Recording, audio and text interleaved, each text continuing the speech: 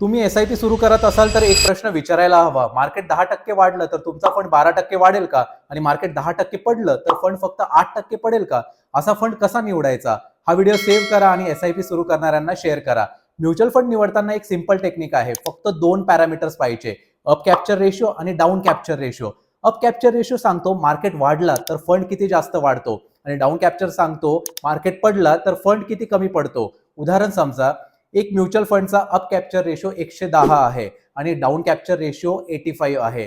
याचा अर्थ काय?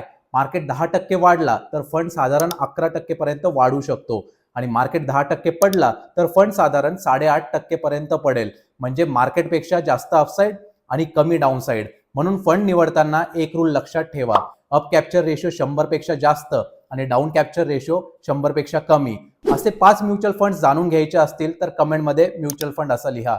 आणि प्रॅक्टिकल फायनान्ससाठी व्यापारी मित्र रोहितला फॉलो करा.